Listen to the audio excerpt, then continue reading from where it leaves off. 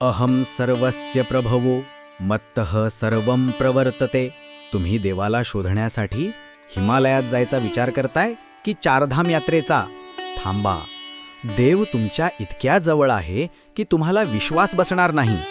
आज 50व्या भागात हे रहस्य उलगडणार आहे. जय श्री कृष्ण. आज अमोध चॅनलवर एक ऐतिहासिक क्षण आहे. आपण गीता प्रवचन मालेचे 50 भाग यशस्वीरित्या पूर्ण केले आहेत.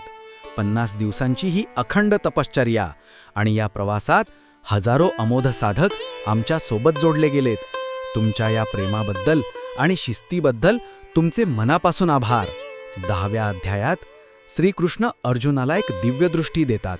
ते म्हणतात, अर्जुना, मी केवळ मूर्तीत नाही, या विश्वाचा उगम आणि अंत मीच आहे. याचा अर्थ समजून घ्या. पाण्यातली जी चव आहे ती कृष्ण आहे. सूर्याची दाहक उष्णता आणि चंद्राची शीतल सावली दोन्हीही कृष्णच आहेत. फुलांचा सुगंध असो वा वाघाची डरकाळी, त्यामागील शक्ती आणि चैतन्य फक्त आणि फक्त श्रीकृष्ण आहे. मित्रांनो, हे ज्ञान पुस्तकी नाही, हे अनुभवाचे ज्ञान आहे. गीतेचा हा सार समजला तर आयुष्यातून भीती कायमची नष्ट होईल. हा सत्संग आणि ही पवित्र ऊर्जा तुमच्यापर्यंत रोज पोहोचावी असे वाटत असेल तर आत्ताच सबस्क्राईब बटन दाबा.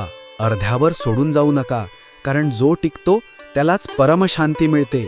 मग आता देवाला अनुभवायचा कसे? दृष्टी बदला. जेव्हा एखादी व्यक्ती तुम्हाला मदत करते तेव्हा समजा कृष्ण मदतीला आलाय. जेव्हा एखादे संकट येते तेव्हा समजा कृष्ण तुमची परीक्षा घेतोय. आईच्या प्रेमात, मित्राच्या हाकेत आणि गरिबाच्या सेवेत, तिथे तिथे त्याला पहा. बुद्धिमान लोक हेच सत्य जाणून तल्लीन होऊन भक्ती करतात. हा होता आपला सुवर्ण महोत्सवी 50वा भाग.